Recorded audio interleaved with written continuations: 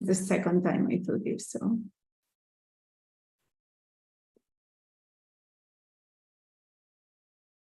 I'm checking on my other screen to see if we are live. And it looks like we are. I think so. Yes.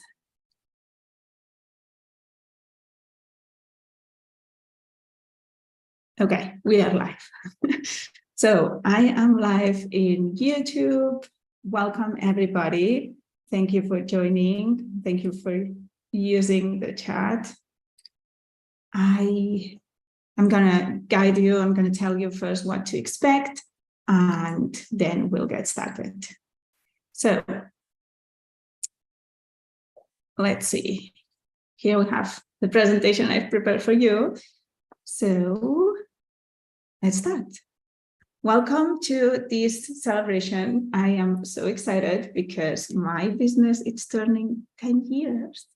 And I cannot wait to share with you everything that I have prepared. So hopefully you will love this. Let me move here. Okay, so before we get started, this is being recorded and it's live streamed through YouTube. Don't worry, your faces won't show up. I'm checking and it doesn't. So that's great. If you want to avoid your face being recorded, you should turn your camera off, but still I'm checking and it's not being recorded. Thank you, Rachel. I recommend you to stay muted. That way it won't interfere with the training class celebration, however we want to call this. And if you have any questions or comments, you can just share them through the chat. I will try to monitor the chat on YouTube too, just in case. And I have in my other screen all your names and then your chat. So hopefully that's working. Make sure that the chat is set up to all panelists and attendees or everyone. This keeps changing. I see now meeting group chat. Wherever you have, make sure it's sending to everyone if that's what you want. I see everyone. And if you come live, even if it's just for a couple of minutes, you'll be entering this giveaway in which I'll be giving $50 in credit to spend in my trainings. And I'm going to explain right now how this will work. So for the party giveaway, all you need to do is comment on the Zoom call.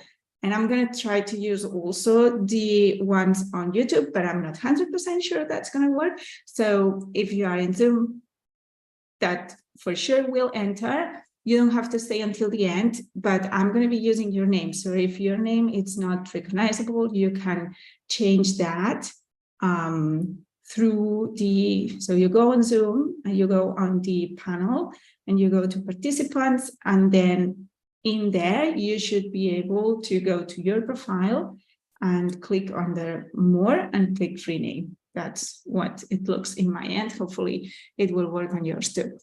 You can say whatever you want in the chat, but here's a prompt if you're shy. I would love to know what you do and where you are at right now. I see already people answering. That's amazing. Thanks, Julie. You can use any of these letters to reply your stage, and I will count that as a giveaway participation. So go ahead and reply that if you want. And then we will go into the class expectations. So I'll try to keep things as short as possible. I cannot tell you how long it's going to take, but I'm aiming for 90 minutes. Probably it will be 2 hours. I hope not, because otherwise my brain will explode. But I'll try to go as fast but in depth as possible. We will go chronologically from 2013, and I will share my best advice and lessons learned every year. And if you want to ask any question on the chat, wherever you are, I recommend you that you start with the word question, all in caps. That will draw my attention when I look for questions. So now everything is explained. Let's start with before quitting my job. Okay, so I need to put you in context, my background story. I studied graphic design in Barcelona and Denmark. It took 4 years. I started selling crocheted earrings to friends and family while I was studying. And then I went crazy with Fimo or Sculpey, or, now it's just, I think Fimo is the famous one now, but I was using both brands. And I started selling jewelry on Etsy and in local fairs. All of that was while I was studying design. Then I took an internship at a branding and packaging studio during my 3rd and 4th year of studies. And right the day after presenting my final project, I got my first job as a graphic and web designer. This means I didn't even have holidays. I started, I think it was in July, when I just presented my final project, and before knowing the grades and having my title, etc., I was starting to work, which was really great, and I learned a lot, but it didn't allow me to understand what it was, the life between being a student and being a worker. Then I learned soap making, and I was so passionate and excited about it that started selling those soaps on Etsy too and on fairs. And I was even giving classes to, kids in schools, and in some fairs I was doing some workshops on how to do handmade soaps.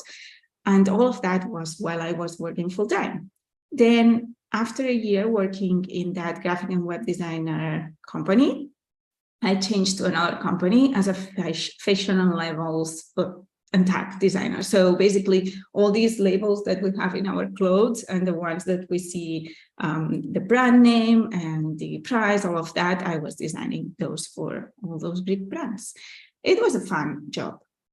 But why did I quit it?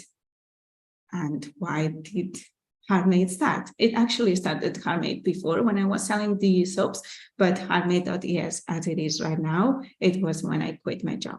And this was for several reasons. I've tried to summarize them here as much as possible.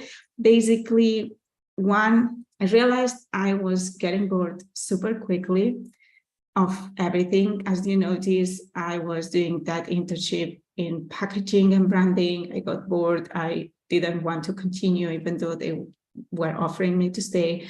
I then was bored about the web design thing and moved into the fashion thing. And then I realized so quickly I was getting bored of things and wanting the new shiny thing. So this was one of the reasons. I also hated the routine and the expectation to be creative 8 hours a day from Monday to Friday. What if I have an exciting idea on Sunday? Why can't I apply it? Or why if this Wednesday I don't feel like creating what you are telling me, right? It was really frustrating. Another reason, and this was probably the biggest one, my boss was a nightmare. She was treating me so bad, and I don't want to go into details, but I was crying a lot. I also already had freelance projects, so this kind of like opened my mind and my confidence to believe I could do it. I knew I was good with self-organization and commitment. I didn't need it, a boss or somebody telling me what to do. And I was dreaming about what could I do if I wasn't in the office every day. Like I was working and thinking, oh, I wish when I arrive home, I'm going to do this and I'm going to design that and I'm going to do that.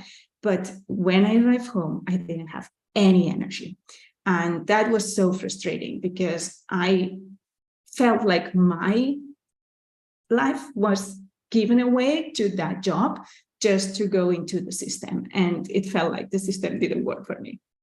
So these were the reasons why I quit my job. And this was 2013 in September, so 10 years ago.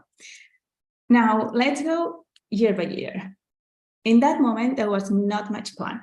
I decided I wanted to quit because of the boss. I came back from my holidays on August, and suddenly she was not there. I was happy, but then when she came back, immediately I felt so miserable. She started treating me badly again, and I said, no, I'm going to say it. So I said, I want to quit. And I did. The next day, I wasn't anymore in that company, and that's another story, but they did not want to, to keep people once they said they quit. Usually in here, you give like 15 days and you continue working in the company, but that didn't happen. So I immediately was free. And my first steps were to sign up for all the workshops and trainings I had been dreaming of taking, or things I wanted to learn. Things like Joomla. I don't know if any of you have heard of this, but this Joomla was an old way to design websites, like kind of today WordPress and Squarespace, etc. There was Joomla. It was so complicated, so ugly, so, like old. But I learned how to design websites with that. And my first website was built entirely with Joomla. I also took a letterpress class, and I went to French class because I loved French. I was really good when I was in high school, but I forgot everything when I started learning English properly. So I decided to go back from zero, and this lasted years. So I was taking French classes for years. And you have to keep in mind that during the first month, I was receiving some unemployment benefits. So I wasn't starting from scratch. I wasn't like, I have zero money and I need to have clients like tomorrow.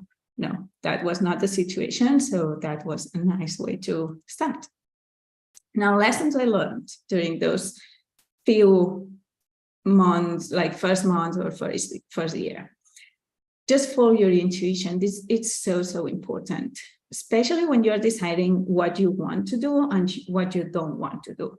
I explained this in depth in my training, Heartmade Marketing, but I want to give you a couple of examples on how I applied this.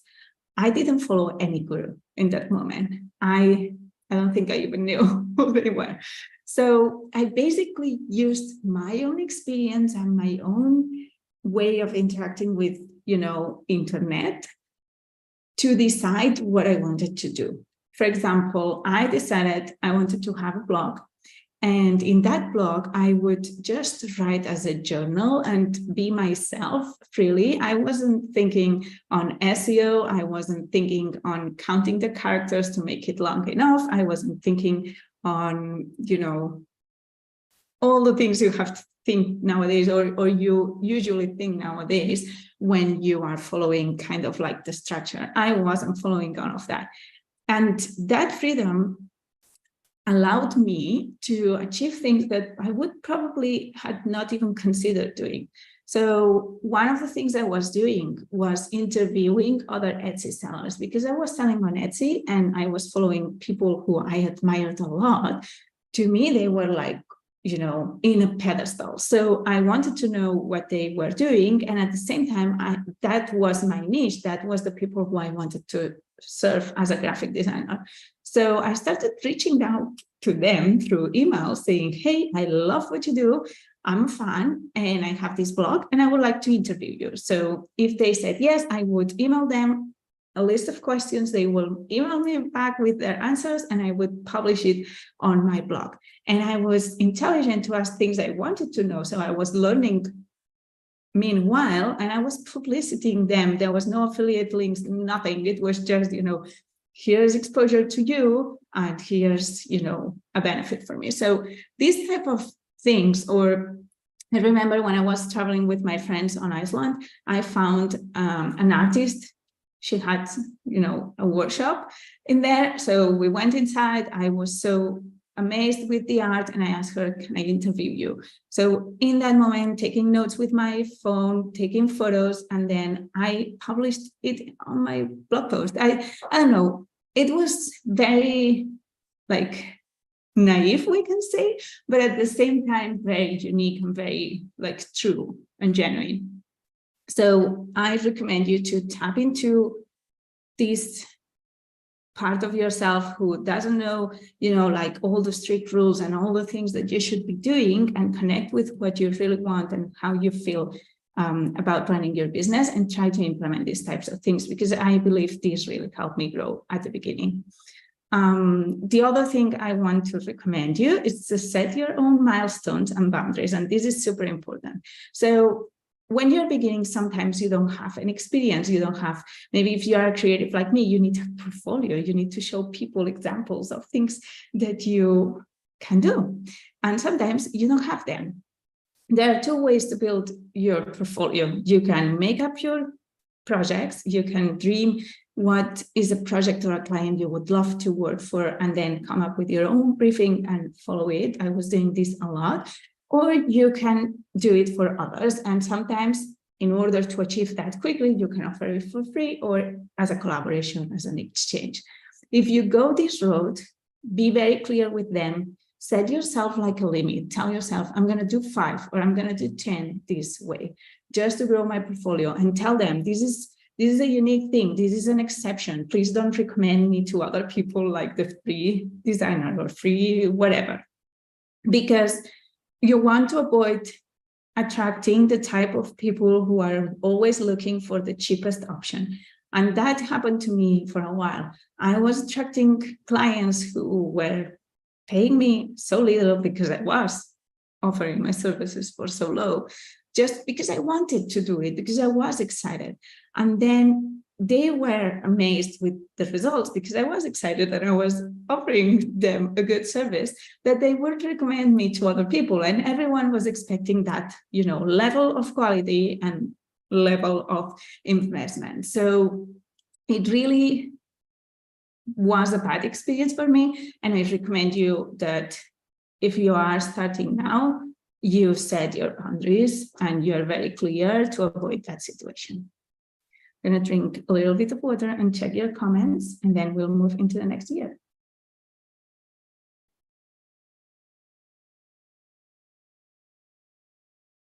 That's cool. I see we have people both in Zoom and YouTube.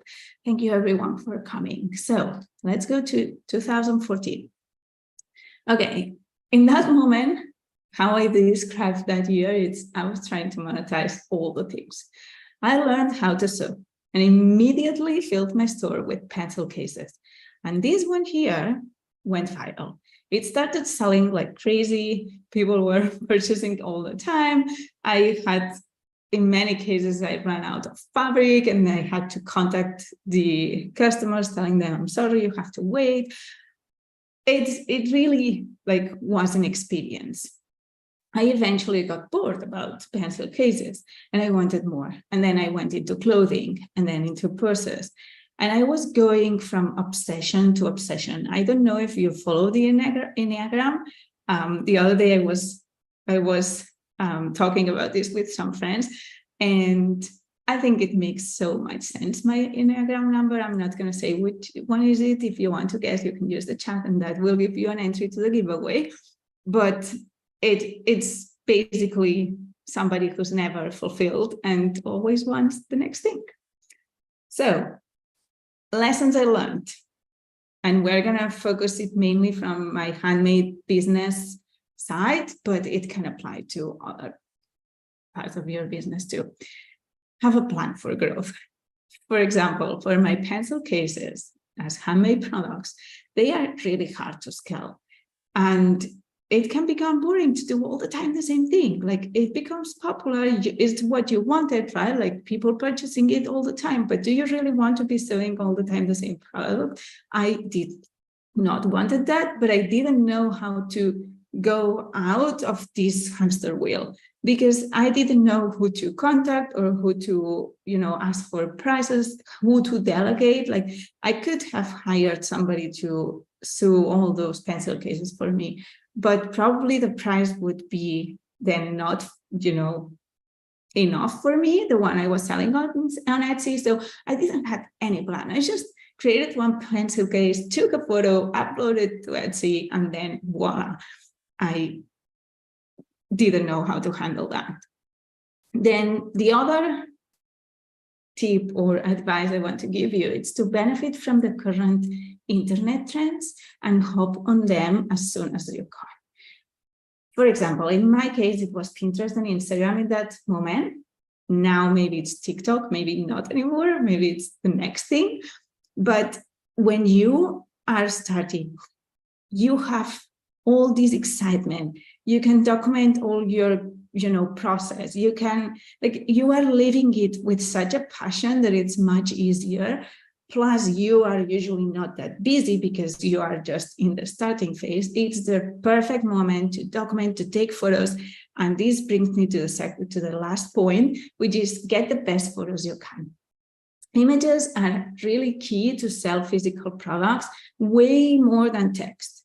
And depending on the moment, it will be trendier photo like this, that it's super, burnt, and there is a lot of contrast. This was 2014, you have to remember, or nowadays it will be another kind of photo. But you want to portray what people are looking for in your imagery. If you have, like, I'm not going to say if you have a camera, like everybody in their phones, they can take enough quality photos, and it's worth, taking the time and doing that, because these photos can make a huge difference. I was lucky in that time. I had a friend who was studying photography and was starting to practice a lot and learn, like she had a very good eye. And she would take like photos of my products too. The previous one, I took it myself, but there were others with models, and we were doing like lookbooks and all that type of thing, like if it was a magazine thing. And it really made a difference. It made me look way more professional. And I was so proud of those images that I wanted to share all the time on the internet. So that would be my advice. Now, let's move to 2015. And I see somebody guessing.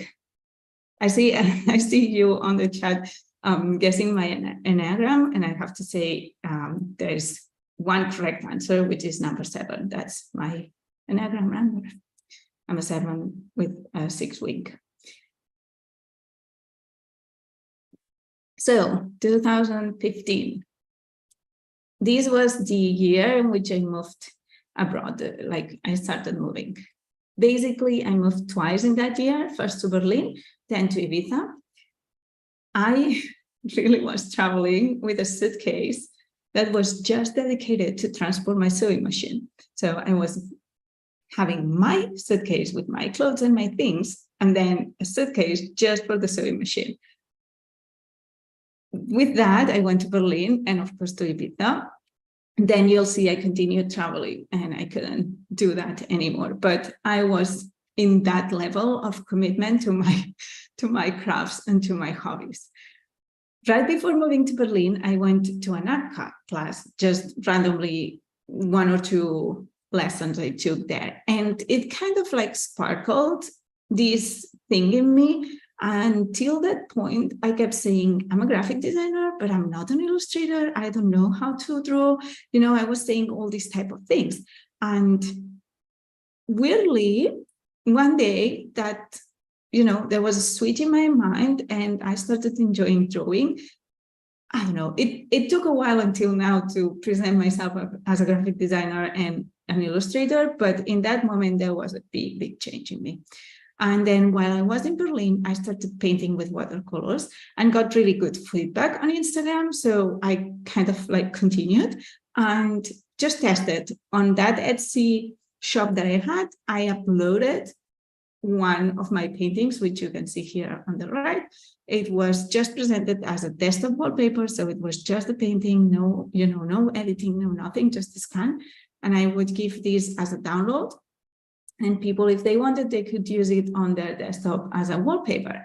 And in just a few days, I can't remember now, but I think it was less than a week, I got my first sale, which was, amazing compared with how long it took me to sell all the other physical products. So that opened my eyes to the possibilities of digital products. And you will see how the evolution has ended to where I'm at right now.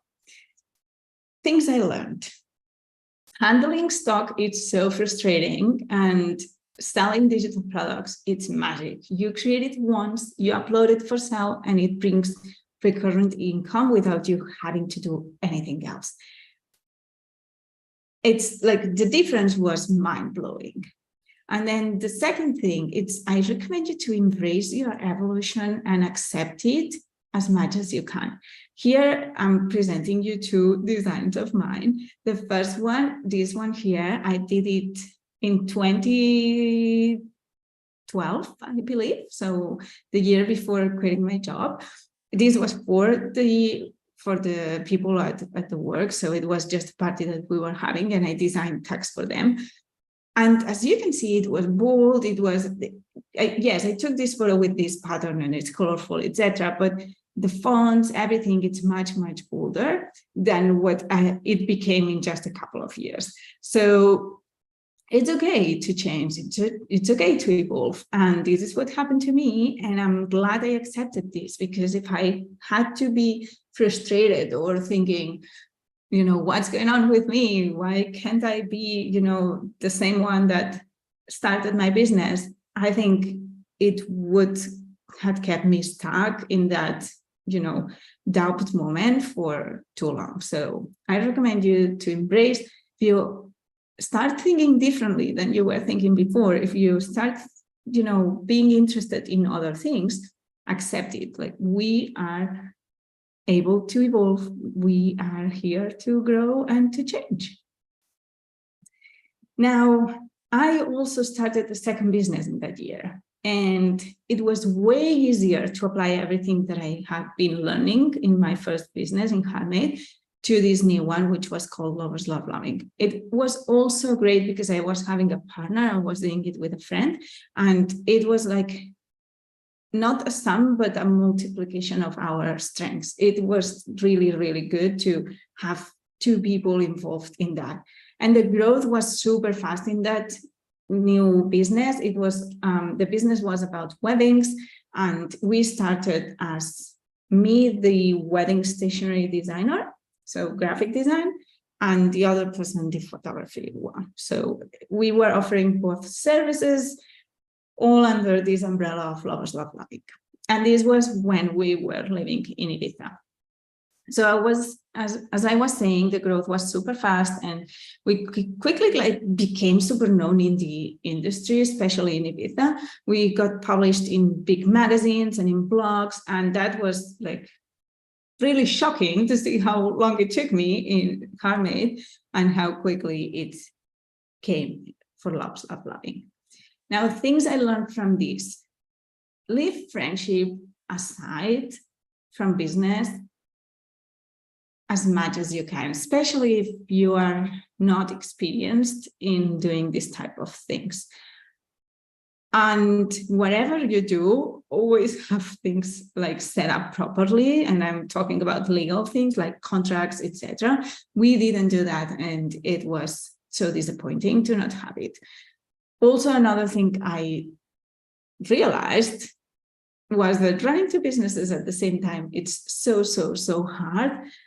But at the same time, it can be positive because somehow these two things benefited from each other. So from the partners and collaborations I was having on the wedding industry, I would get branding and web design clients, because those people they had a business, so they needed the new logo or a new website, and they were loving my aesthetic, so they would be recommending me for a wedding project and hiring me for their own branding. And this was like a really cool thing to have. Okay, quick break, and I'm going to continue with 2016.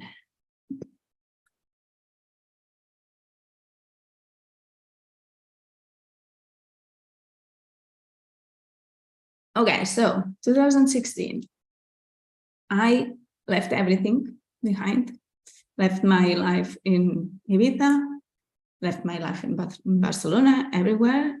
I just packed a backpack and I moved to Morocco, to the desert. You have a video on my YouTube channel explaining my adventure in Morocco, but the result of that was that I stopped everything handmade related. Obviously, I couldn't go to the desert with a suitcase with a sewing machine and all the fabrics, etc. It did not make sense for the place where I was going, so I left it behind and once I was there, I kind of like started investigating and experiencing more and more and more the world of digital products. So I applied for Creative Market, I got accepted, and I started selling digital products in there. I was selling my watercolor paintings as clip art kits. I then got my first minted pig. I think this was before. Yeah, definitely it was before going to Morocco, but just a few months before. And then I got more and more and more. So while I was in Morocco, I kept participating in Minted, and that really like grew my Minted artist store, we can say. If you don't know what Minted is, I'm not going to go into details now because it's a long story, but you can, I'm sure you can learn from it in many of my trainings. I'm sure I have things on YouTube, and I explain it probably inside Monetize Your Talents, which is my free training. And if you take the quiz and Minted is your result, it's going to be in there explained too. And where else do I explain this? Well, obviously inside my membership, the Passive Income Growth Academy. And if not, just go to Minted, just type it on Google and you'll find out. It's another type of thing, but it's really, really cool. So while I was living in Morocco, I'm just going to summarize the experience. It wasn't easy. It wasn't easy living in there in those conditions, but how it affected the work, there was poor internet, like not a proper office for sure. There were no resources, like really, I remember paying 20 euros a month to have ADSL. I don't know if you say that in English, but ADSL, we say this in Spanish. And it's like the slowest internet that goes by cable with, the thing. So it was like not normal for what I was used to in terms of working. There was no table, there was no doors in that house. So the first video I recorded for my YouTube channel, it was recorded in the only moment I was alone in the house. The house was usually full of like around 12 people. And in that moment, it was just the grandmother sleeping and me. So because there were no doors, I said, okay, now is the time. So I started recording, and that's one of the videos that I think is my most popular video on YouTube. So this was the situation. And because it wasn't pretty, I was afraid to tell, some of my customers, especially the wedding customers, where I was, and that I didn't have like contacts to print their things. I couldn't do it from Morocco. I couldn't do anything and ship it because it would be stolen or lost. So I got my family support to fulfill orders, to print from Barcelona and ship it, to deliver it. It was crazy, and it felt really bad to be like hiding. Because of that, also, I stopped posting on social media, and that I discovered later made me lose my growth momentum. I was in that moment like really growing on Instagram, and because I stopped posting, it made me kind of like disappear. Then all the algorithm changes happened, and yep, my Instagram was kind of like that. And then my business partner left Lovers Love Loving, and I had the opportunity to continue with the brand, which made me super happy, but I was quite lost on what to do. I felt like it was not a good year, especially for the wedding part of the business, but it was really good for the digital products. So, lessons that I learned. Be unapologetic. This is a word I learned a couple of years ago. Obviously, if you're English, you know it, but not if you're English, if you speak English. But I didn't know about this word, and I love it. Like, be unapologetic about who you are and what you do. Like, this is you, this is your life, and you should be proud of the steps you're taking. I wasn't there because I wanted to, and it was part of my growth, and it was part of my experience. And my fear of not showing or disappointing my customers, it really stopped me from sharing my adventures, which were great. It isolated me. It made me feel like I was living in another world. And it definitely cut my social media growth. So do not do that, please. Remember that you don't need to be liked by everyone. Your ideal audience will love you for who you are. And if they don't like that you are going to the desert of Morocco, then they are not for you. And it took me a while to accept it, but this is the reality. We don't need to please everyone. And then another thing, I haven't talked about this, but it happened in that moment. It was the first time I invested in what to me felt like a huge investment in that moment, which was an online training that cost around, I think, $400. And it was all about Pinterest by Melissa Griffin. I loved it. I became like the best student. I implemented everything. I really committed to it, and it really helped me grow so many things. So I'm not saying like that training is not available anymore, but the lesson that I learned, and it comes from the reflection with time. I didn't learn it in that moment, is that if there is somebody who you admire and you have tested a few of the things they say and it works, and they have a training or they have a program or they have a service that feels like a stretch for you, but you can somehow make it, do not wait, because that is the perfect moment to invest in them when they are starting, when they are growing. Later, it can become too late. In this case, for example, she decided to not continue being a Pinterest expert, and she didn't update her training to the latest, needs of Pinterest. So you cannot join it now, even though I'm telling you it was so useful for me years ago. Or it happened to me also with somebody else who I had been following for years. And when I finally decided on purchasing one of their trainings, it was way expensive than $400. And it was so disappointing, so disappointing. And I knew that if I had purchased it before, the price would be less and she would be much more invested into it, because I saw the growth and I saw how she became so, focused on teaching and helping, etc., to moving to growing a team and, having these like mini coaches who would answer the questions and who would be just telling you follow the system and not really giving you the help you need. And that was the point where I finally said, okay, I'm ready, I'm going to purchase this. So I was late to the game and I paid more and I got less. So this is a lesson I learned. Now, when I see somebody who seems interesting and it's, in that ideal sweet moment, I try to jump in before waiting and being it too late.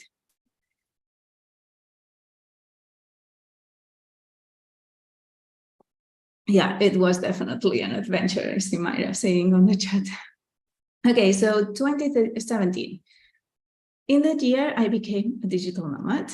I couldn't take the desert life anymore. It was too hard. It was like too much for me. So I bought tickets to Asia and I started traveling there for 6 months, just with my laptop, my backpack, and my joy for travel. So it was amazing. I love the digital nomad lifestyle. I loved, improvising all the time, deciding where am I going next. But it was a lot of responsibility over my shoulders because I was taking care economically and like strategically. So I was making all the decisions for me and for my boyfriend who was from Morocco.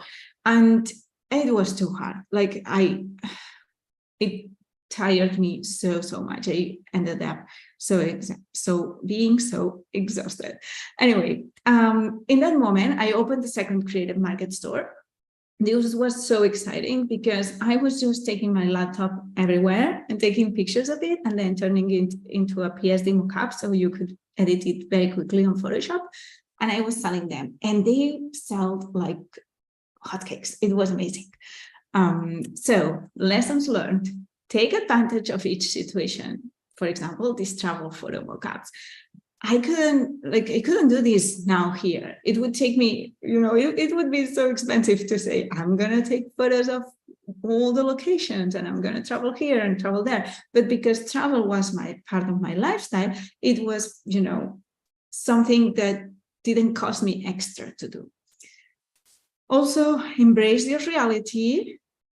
It's connected to what I was saying before, and prioritize your time zone. It's kind of like connected. In that moment, I was really working with people from all over the world. I have been doing this since the very beginning. It's what I decided, and I love it. But I was kind of like prioritizing somehow the other people, especially the ones from Europe, rather than myself. And that was a bad decision, because you have to have the best energy. You don't have to wait until 11 p.m. because that's when somebody else is woke up and can't reply to you. Like, you have to tell them, this is where I am at, and you have to adapt to my time, otherwise my brain won't work properly. So this was a lesson I definitely learned, but I really enjoyed that experience of traveling and deciding, okay, today I'm gonna be working from here, or I'm going to the beach and then I'm taking my laptop there and I'm gonna be working from there. I loved it. Anyway, 2018, I came back from that travel, or from those travels, super tired, and I didn't know what to do with my life. It took me a year to figure out. It was hard, but it was one of the most beautiful, self-growth experience. I discovered that visualizations are a thing. I had been visualizing since I was a child, but I didn't know they had a name, or it was recognized or done by anybody else but me. But I heard about it the first time by Carrie Green. I was listening to her book, She Means Business. And I was like, whoa, this is what I've been doing. So I kind of did it with the intention from that moment.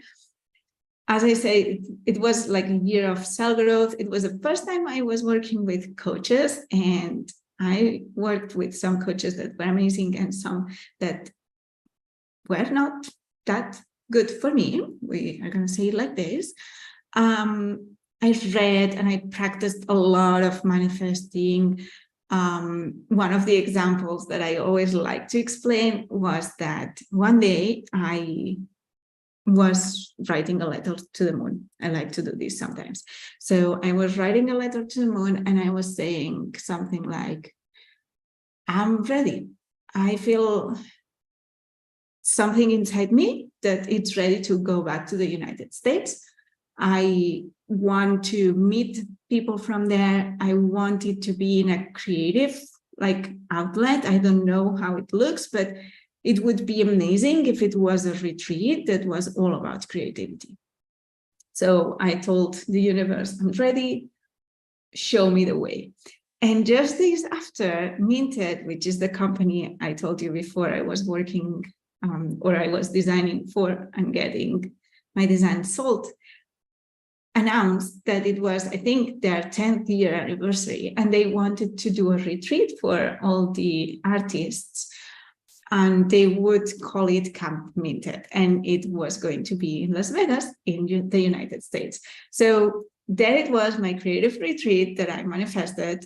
Now the kind of rules or way to go was, you were either in the CMYK program, which I wasn't, you enter a lottery and you get a ticket, and then they pay you for the travel expenses, and they pay you for the hotel and for the access to Come Minted. I think the access to Come Minted, you would pay it, but they would pay you for so many things. And I don't know if there was another option, but I said, no, I'm getting the lottery ticket. I'm getting it, like, this is mine for sure. So for the period that, we were waiting for the results, I was telling everyone, I'm going in there. Like in August, I'm going to be in the United States. I didn't obviously knew I was going to get the lottery ticket, and the chances were really, really low. But I was so confident, and I was visualizing every day, couple of times, how I was opening my email and seeing an unexpected email, and I was opening it, and it was saying, you won the lottery and we are paying you to go to Come Minted. And they were saying, I remember, we're going to announce it this day. I think it was the 19th of May, if I'm not wrong. And that day I didn't get any email. And I remember going to bed so frustrated and kind of like saying, okay, it didn't happen. I'm not angry. I know, universe, you have a better, thing for me. Just, tell me what happened or show me what needs to happen. And 1 or 2 days later, I was with my parents at the kitchen, and I checked my phone, and I see an email from Minted, and I'm like, what's this? And I open it, and it says, you've won the lottery ticket. We announced it later, like we couldn't give the results the day we announced. And I started jumping. It was exactly the feeling that I was manifesting. And it happened. I went to Come Minted because I won the lottery ticket, and they paid for most of it. It was amazing. So really that year, the law of attraction and all of that was playing a big role in my life, until I figured out what I wanted to do, which was to stay in Barcelona, like I am right now, and join Castells, which is a very Catalan and typical thing we do here, that are like human towers. We go on top of each other and we do towers of people. That's like the worst summary, but this is what we do. And I joined a group of these, and I still do it few times every week. So this is my life that I finally decided to, go for in 2018. So lessons I learned. Not all coaches are great. There is a typo there. Not all coaches are great. More expensive doesn't mean better. And that was really a lesson I like to remember. Don't forget who you are by trying to follow the guru's way. I was kind of like lost in that. Gurus and coaches, like there were people who were telling me like, this is the solution, and you have. I remember a coach, she was like pushing me to record videos of myself with, lots of makeup and fancy clothes, sitting in a sofa, the best location, with a camera, etc., to do a 5-day training that's going to be a challenge that we're going to promote on Facebook. And I felt so uncomfortable. Now I can speak to a camera. I'm not like the best at it, but it's taken me so many years. When I was planning this presentation, I found one of the first recordings I did in Zoom. I was looking at my face and I was so nervous. And I'm still sometimes, but now every week I have several Zoom calls. I'm in another moment. And if I were to record videos, it won't be me sitting on a sofa with the fanciest clothes. It will be me being me. So don't try to follow what others say it works just because they say it. I also learned the power of self-alignment, the law of attraction, manifesting, etc.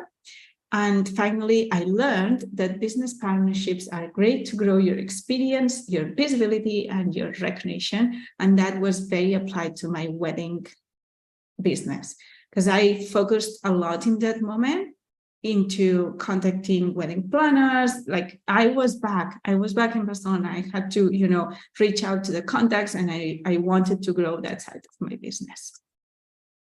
Let me drink water and we'll move on.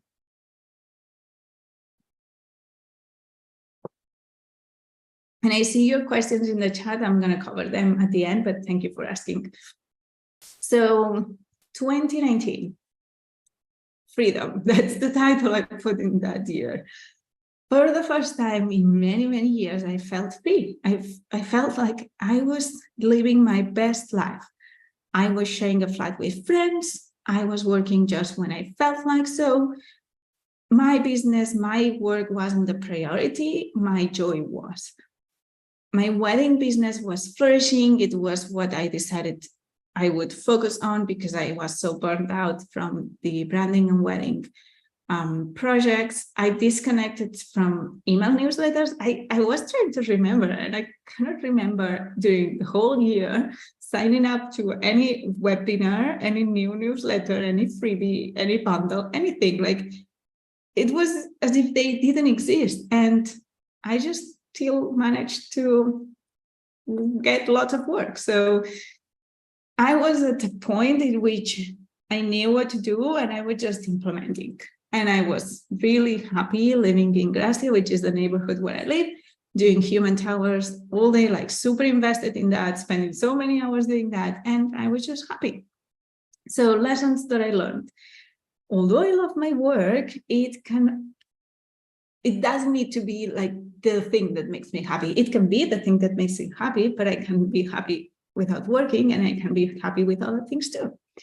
I can also grow my business by focusing on just the strategy if I have it. So if you are starting out, probably you need to learn the strategy, you need to test a few things, but once you find something that works, you don't need more trainings to implement that.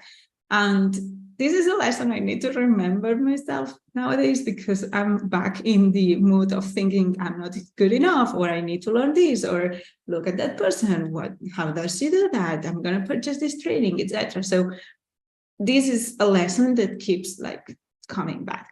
But in that moment, yeah, I didn't think I needed it, and I did not need it. Then final lesson, extremes aren't good. Even though I was happy, even though, I was experiencing way more besides work, my workspace wasn't like proper at all. I was sharing a flat, as I said. It was a very old flat. I had the smallest room. There was no place for more than a bed, an individual bed in my room. So there was no table, and I was working in the living room. And my roommates, they were so fine with it, and it was fun and it was great. But there was a moment in which my business really grew, and I was approached by a company who were bringing interns from other countries, and they proposed me a person from the United States who wanted to be an intern for my wedding business. And I was like, yes, that's amazing. Like, if she wants to come to Barcelona, I can show her around and she can learn how to run a wedding business with me. So they said, okay, we're going to come and see your studio. I was like, well, there is no studio. I work from home. And then they said, okay, let's see your home. So I was so ashamed the day that this woman came, and I was showing her like the flat. We had things written in the ceiling. It was like a student flat, but I was so happy living there. It didn't cross my mind that one day it should be presented as the workspace. So it was a weird moment, and it made me reflect. So it's good to live your life and to be, happy flower, but if you want to take business seriously, you have to have like a minimum. So we go to 2020, and as you know, COVID came. So on January, I was fully booked for the whole year. I didn't have like a break for a couple of years. That I was so busy that I didn't have like a season. Usually in weddings, you have months in which you work a lot and months in which you don't have work. I just moved from, spring weddings to autumn weddings, and a couple of years passed by. So I was fully booked. I was expecting that girl from the United States to come. I think it was in May. And then COVID came, all the weddings were postponed or canceled. The girl couldn't come. And kind of like that break came to me, but I really accepted it and was so thankful, because I was burnt out from that. And I didn't even notice. I didn't have time to sit down and think, do I really want to continue doing this? So it came like good news at the beginning, but of course, after a couple of months, I started to struggle because it was my main income source, and it like definitely was down. But very quickly, I got to deal with design bundles. So I was designing clip art kits for them to sell exclusively. They would pay me for a license fee, and it was a recurring job for it. It lasted for almost a year. So it was amazing, and it really helped me through COVID. And in that summer, in summer 2020, I discovered Elizabeth Goddard. And I tried her approach that it's called PLT, or profitable or paid life trainings. I cannot remember the P for what it stands for, but basically it's a new way to teach. It's very different from, the typical online training thing that they tell you have to sit down for a month, you have to plan the biggest course ever, you have to do a launch of these many months and weeks, and then you have to sell it at this price, because otherwise if you sell it cheaper, people won't consider it as being good, etc., etc. And you have to close the doors, and then you have to do another launch. All of that, I tried it. It didn't work for my personality, and it didn't work with my audience. But then when I tried Lizzie's way, which is much more relaxed and much more like in the moment, like I am, it was amazing. So after that first experience, I decided to join her coaching program, which was called the Business Playground. So things I learned. Handling everything alone is too hard, and it's best to outsource and grow a team to avoid burnout, as it happened with the wedding business. I started delegating some things for the wedding business, but not enough. It was just kind of like admin, but not the bulk of the work. Also, I was reflecting a lot about this in that moment, because one of the reasons why I got burnt out from the weddings, it was because I didn't set any boundaries. And here it's very common for people to contact you through WhatsApp. And if they have your personal number, which is what I had, I didn't have any professional number, just one number, they would reach out to me, like clients, wedding planners, everyone was contacting me through WhatsApp, sending me voice messages, text messages at any time, any day, calling me on weekends. There was no safe space for me. And as I said, WhatsApp, it's the main communication channel. It's where you speak with your friends, with your family, with your couple. So I was feeling so stressed, because even though I didn't have the last few date or whatever, WhatsApp shows like a message when you're live. So if I was chatting with somebody and a customer or a wedding planner or somebody was messaging me, they would see I'm online. And I felt really horrible for not replying, but at the same time, I did not want to reply, because it felt like they were crossing lines they shouldn't. So I was stressed out. I had a lot of anxiety. I felt guilty all the time, but at the same time, like taken advantage of. It really felt unaligned. So remember, set up your boundaries. I no longer give my phone number to anybody. I love Voxer now. Voxer, it's the communication for business. You have my username. You can message me there when I tell you you can, and I will reply when I can. Otherwise, it's email, or you are on my membership, or you are in some of my trainings. But I don't want, like customers taking my mind out from, I don't know, a weekend away with my couple. I don't want that to happen anymore. So another lesson, there are other ways besides the guru ways, as I was telling. This was what I learned from Elizabeth Goddard. And I reconnected with the power of the email list. And I say reconnected because I had been growing my email list for years because I've been hearing it from the gurus, but it kind of like never worked out for me. Like people were signing up, but I didn't know what to email them. And I was changing so much the things I was doing that I felt like I'm confusing them more than really, getting anything.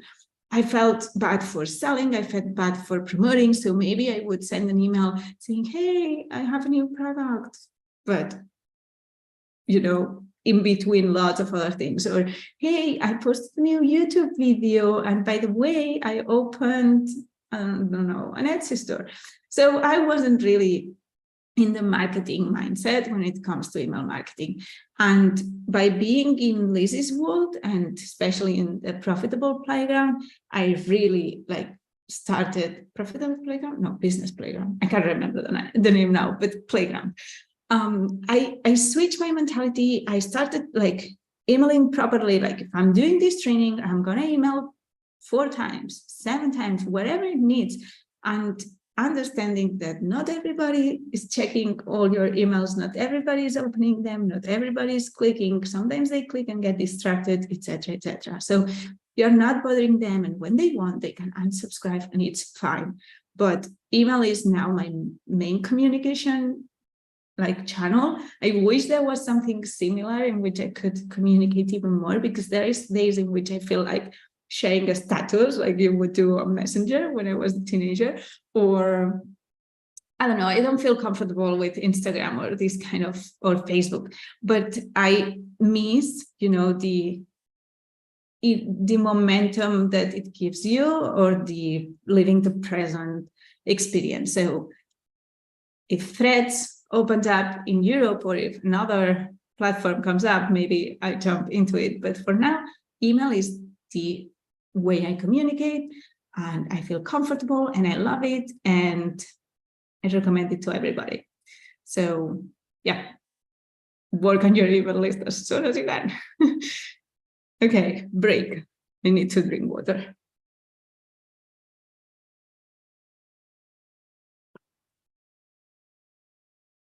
So we are at 2021. And this is when I started my kind of new ventures. So once again, I pivoted. I started with the soaps, pencil cases. You have seen the list, and I did not tell you everything. I did, but you have seen the journey. In that moment, I was loving a lot doing live trainings and teaching online. I really was enjoying this. So I went all into it, and I started falling off from weddings. And I didn't reflect or stop on time.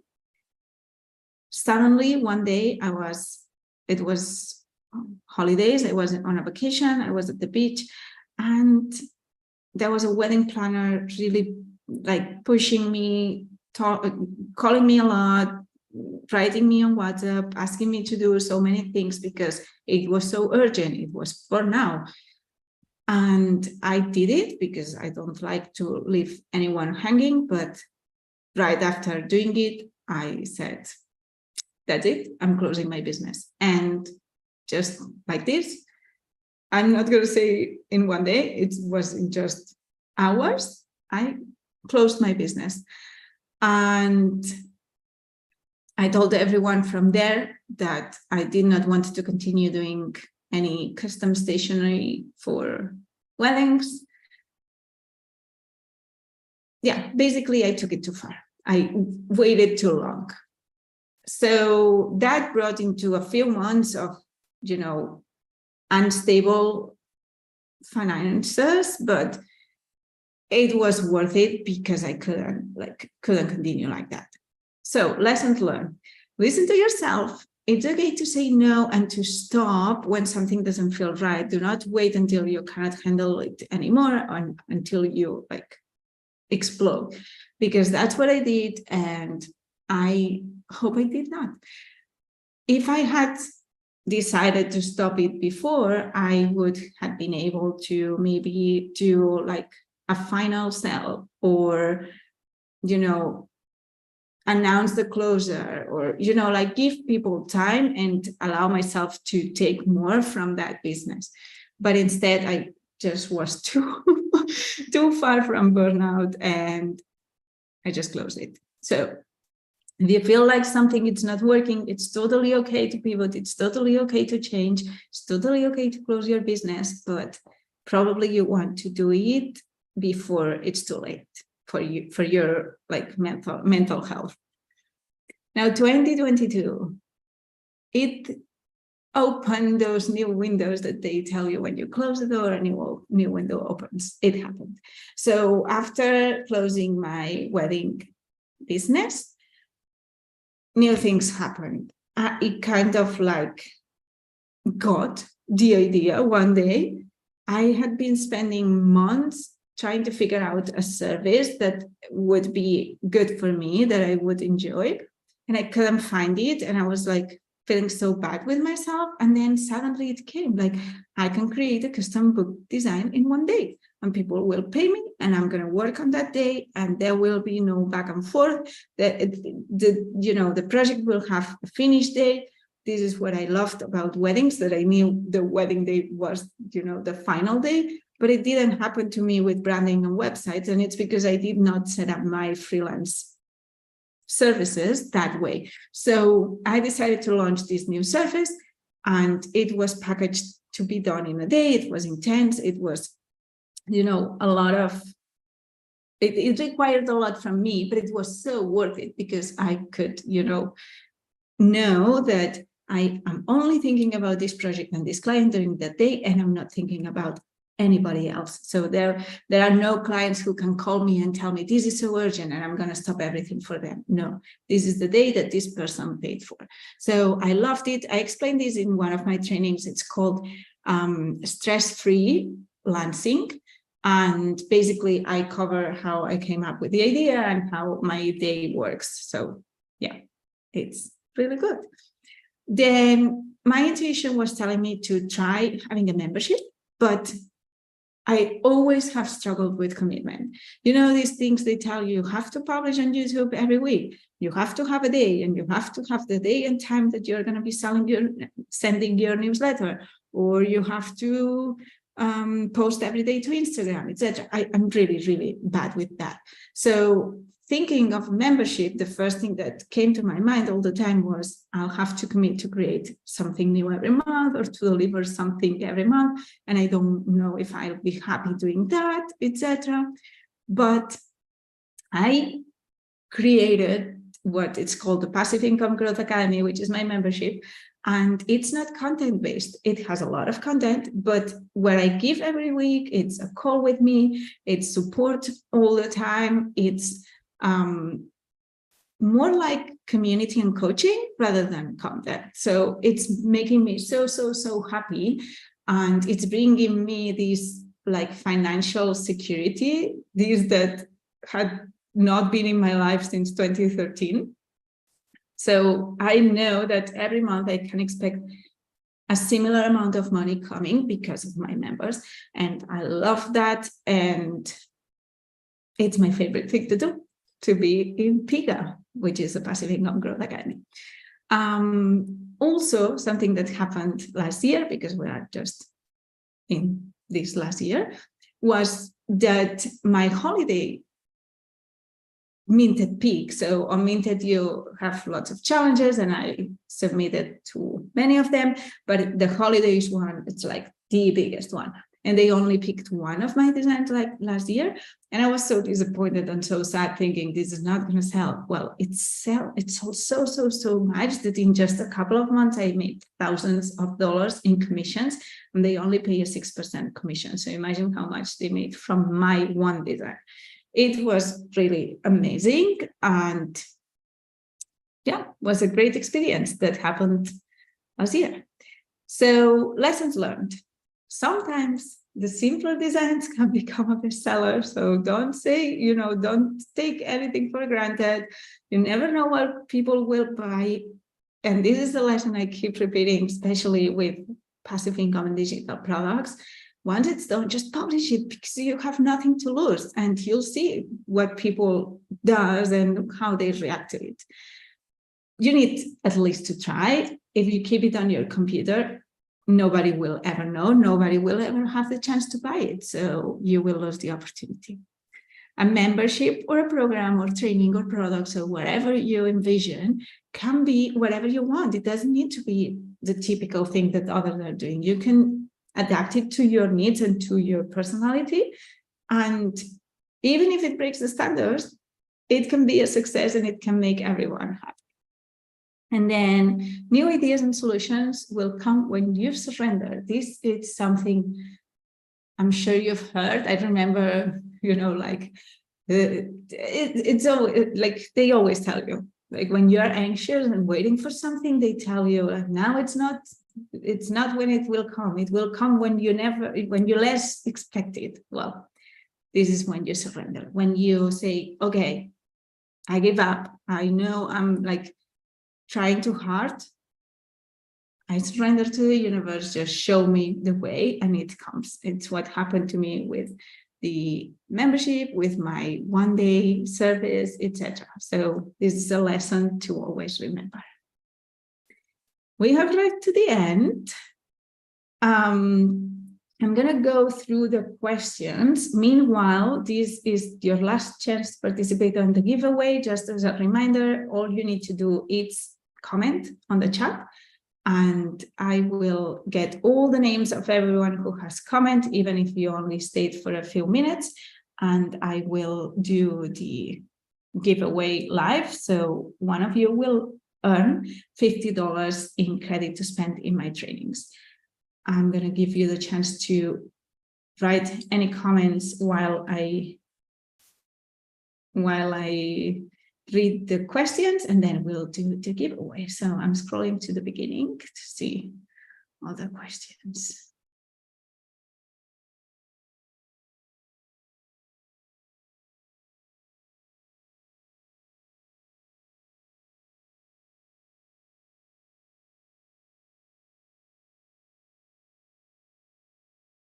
Just reading all your comments, actually.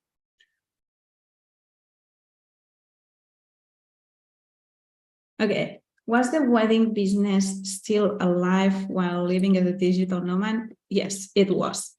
I wasn't like super active because it was really, really hard to deliver, printed things and to check the quality. I am quite a control freak when it comes to design quality and printing quality. So many times I see a mistake in the printing copy that nobody else is seeing, and it makes me mad, and I feel like really bad to deliver that, and everybody's telling me like nobody will see it. But that was something that I struggled to control from far away, but the business was still running and I was still getting clients and I was working for them. Yeah. Okay. Isabel asked, why did you decide to do your trainings, membership, YouTube videos, etc. in English and not in Spanish? Would you recommend to do the same to other people whose first language is in Spanish, but they can't speak English too? Thanks. Okay. So this was a decision I made in 2013. I did it because I had already experience working with people from Spain, Barcelona, Ibiza, Spain, yeah, different places in Spain. And I did not like it a lot. Here, people, I don't know if it has changed, because honestly, it's been a while since I don't work with anyone from here as a graphic designer, but in general, here people don't appreciate that much graphic design. Everybody has like a cousin or a friend who knows how to use. Nowadays it's Canva, before it was whatever, Photoshop. And kind of like always undervalue your time and your commitment and your work. And I had so many friends asking me to do things for free all the time. I felt not appreciated. So it was clear to me that the Spanish target wasn't my ideal audience. I also decided to go in English because, one, I love traveling and I envisioned my life like traveling and having clients from all around the world. Two, I was already learning how to speak in English and how to communicate in English. And I was discovering, especially in that time, that when you search something in English, you get like thousands of results or millions of results, versus when you search for something in Spanish or Catalan, which is my main language, you get just a fraction of it. And it was super clear to me with the Fimo and Sculpey and, what's the Clay? It's Clay, the name. So all of that, when I was searching for tutorials on how to do X things or material to purchase this or to do this shape or to do this thing, I couldn't find almost anything in Spanish or Catalan. But instead in English, there was a lot of things. There were blogs, there were videos, there was a lot of things. So it was opening, my mind. And then Etsy, all my customers came from the United States. So I thought, if I want to continue selling my physical products, which I already had been selling before quitting my job, like I want to continue doing things in English. And I think for 1 or 2 months, I translated things. I think while I had my Joomla page, which was my first website, I think everything was in both languages, but I'm not 100% sure. It definitely was in the wedding business. And it was a lot of work. And it was not like something I enjoyed. But in that case, it was worth it because many couples were from here and the weddings were here. So it made sense in that case to do it in Spanish, Catalan, and English. But for Heartmade, I don't know, I had it clear that I wanted to be international. I wanted to be open to everybody, and I did not want to limit myself. Would I recommend this to somebody else? Yes. Would I recommend it to have it in 2 languages? No, it's a lot of work.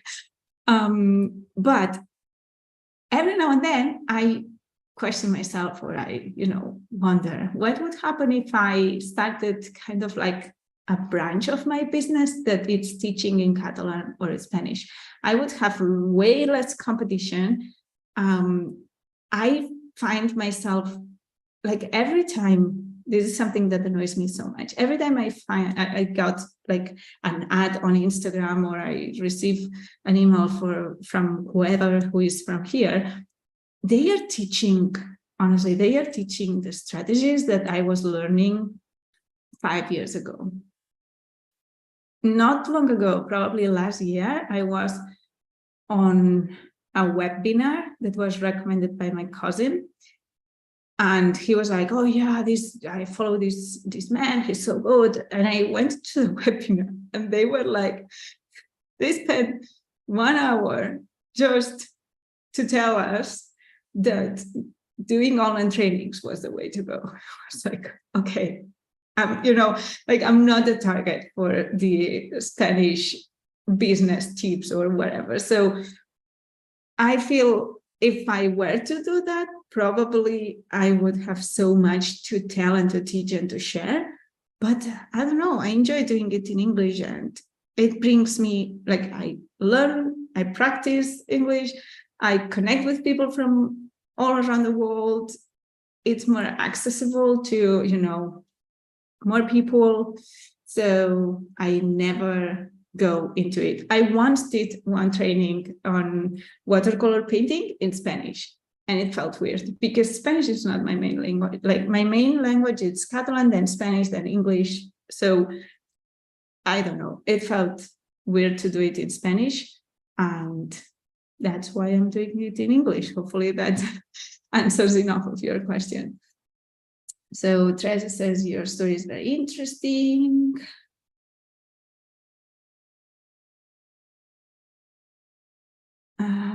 Julie was asking, was that minted? I missed who picked the one design. Can't remember when you asked this. So question from Manuela. What level artist are you on minted? I'm Cyan as of this year, so it took me a long time. And one of the things I didn't tell you, and this is a lesson I learned, and it's like confirmed now seeing other people who are new, getting new picks. When I got my first pick on Minted, I continued participating on challenges and they picked more of my things. And then I think it was when I was in Asia, I stopped participating and I stopped getting picks. And then during my year of not knowing what to do, I participated way less than usually, and I got less picks. And when I realized how much Minted was bringing to my life and I tried to come back to it, it was way harder. So the lesson I learned from here, and it was not on the presentation, but I'm going to say it now because I think it's important. It's if you participate in Minted challenges, it may take you a couple of challenges. And when I say a couple, I mean maybe 10 or maybe 2. It may take you a couple of challenges to get your first pick, but when you get it, please don't stop submitting, like continue submitting, because I have the feeling that they will not want you to have a store with one product. They will want to fill your store with more products. And the best moment, it's when you get your first pick. They will have you on their radar and they will select the things that they think can fit. You will have like higher chances to get a pick. Otherwise, if you stop for a while like I did, then you'll have to fight harder. You will have to fight harder for them to pick you again. And I'm now coming back and I'm now getting more momentum in Minted, but it's taken me, this break, it's taken a toll on my Minted experience. So Amandine asked, will there be a replay? Definitely, it's going to be on YouTube. Myra, how much time do you invest in social media for your business? Nowadays, 0, honestly. Social media like Instagram and things like that, 0. And I know I should, but I don't have time. I don't have the energy. I don't want to, and I'm not doing it. I'm gutted my calendar saved this at the wrong time. Oh, it's okay. Yes, there will be a replay, don't worry. What do you think of AI? Do you think it will impact the digital products industry? Today I was having a conversation with a group of friends and they were sending these images that are like AI generated and they are like handshaking and it's all of them are deformed. So I think from what I've seen, I haven't played much with it. I've just dedicated a few minutes and I haven't achieved anything better than I would have done with, some Photoshop editing or taking my own photos or painting it myself. So I think the level at what is at right now, AI in terms of image generation, needs from you to learn so much on how to communicate with it that it's way much more worth it to just learn the skill and do it yourself than to, spend the time communicating, etc. I think it had its like peak. And there was this moment in which it was like unknown territory. Nobody knew how to handle it. But every time more I see the frustration from people today, a friend shared with me a photo of somebody they know, and it's like, I don't know why. And we were like, the conversation was like, why? This person has long hair and they kind of like cut it, but you still see the hair here. It's so weird. And then the hand, you can see the thing from AI and it's like, what? Why? Why do you need to do that? Or me, myself, I am now scrolling through Creative Fabrica and it's filled with AI generated images, and it annoys me because I can tell some are AI. There are a few that I cannot 100% tell from just the thumbnail, but then when you download, you're like, oh, so disappointed. I think we are arriving to the moment in which we are understanding we cannot take it anymore. And just today, Julie, I think you joined us, Julie Hall. I saw your name at some point. She is my friend and she's expert in Amazon KDP, and she sent an email saying that Amazon now, they announced that you have to tell them if your content, and it includes text and images, it's generated by an AI machine. So I think more and more the companies are aware of the impact that this is having, and I think in a few months it will all be kind of like normalized. It's the thought I have. I don't know, of course, but it's the feeling I have. So Julie, from the question you asked, the design you said made you thousands of dollars. The one where they only picked one of yours, was that Minted? Yes. So Minted last year picked one of my holiday designs, and that one, just that design, generated way more than many others are generating. Like the others are still selling, but that was like extreme, and it was amazing. Thank you. In your membership, do you have information about Minted and what the rules are on artwork and fonts, etc.? Yeah, it's all inside the membership.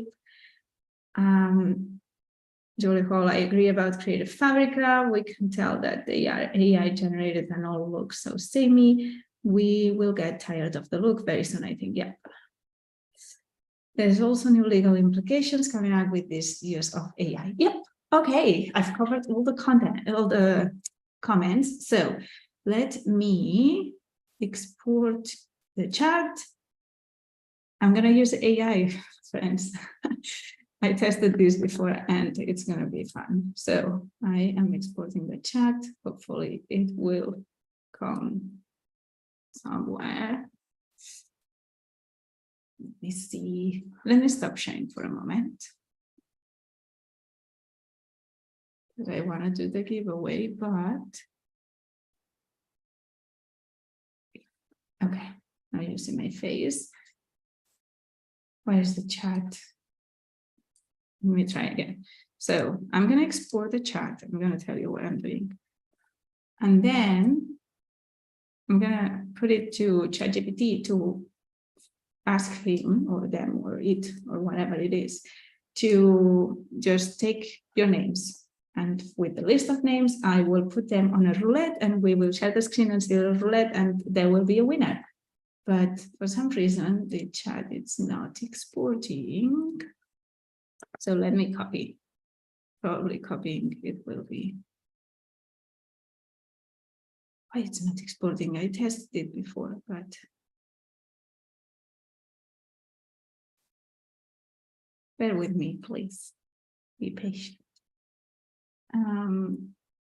If it doesn't work because I'm in the call, I will then do it later and record the giveaway just so you know I'm not cheating.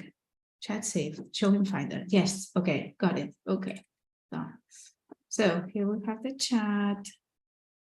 I'm gonna go and ask ChatGPT to just take the names. And I'm gonna add the names from YouTube because they are not many. And that way everyone will be participating and we'll have a winner. Okay.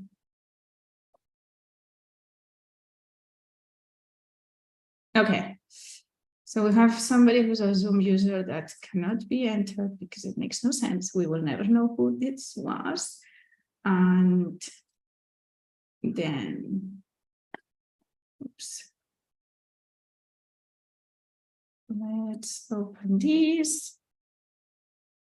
Let me share the screen again.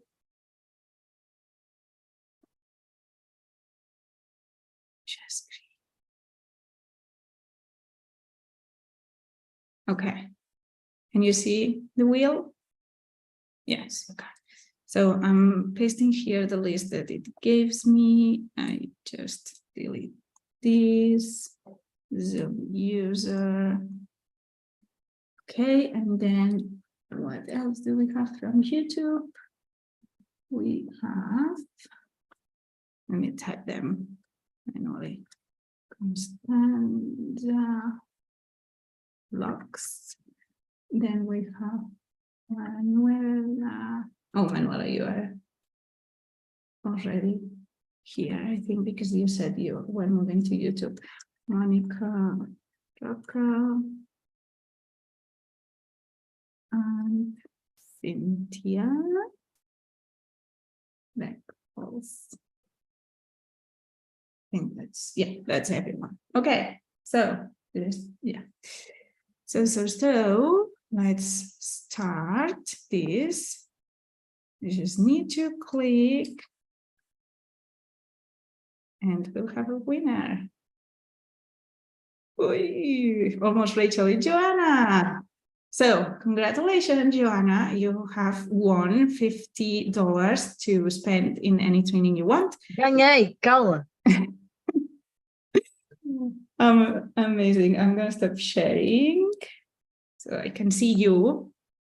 Congratulations. And now thank you everybody for coming. This was fun to share with you. Oh, and it was 1 hour and a half. I'm just noticing now. So yay, I made it on time. I didn't really know how long it would take. Desconto numa coisa, ganha desconto numa das coisas dela. Hey, Joanna, I'm going to mute you. Okay. Because I think you were not speaking to me, right? I think. So, so thank you everyone who came. Thank you everyone who joined on YouTube. For those who came late, don't worry. The replay, it's already available on YouTube. So you have the link on the email I sent you, but I'll probably email you again with the link. And oh, that's so cool. I'm seeing some emojis in the chat. I didn't know that was possible. That's so sweet. They were moving in the chat. I don't know if you saw them, but I did. Again, thank you for coming. We'll stay in touch. This was not a webinar, as you can see. I'm not telling you anything. I was just celebrating. And I hope to see you around and continue helping you. Those who purchased the premium ticket will speak on a private chat next week. And if you want to get your premium ticket, I'm going to leave it probably open for 1 day more, so you can purchase it now and we can have a private chat if you want about your business, and I can help you with whatever you want. So again, thank you for coming. Hope you have a nice day, and I'll be in touch with the winner. Hi, everyone. Oh, and if I cannot be in touch with you, just email me. Okay.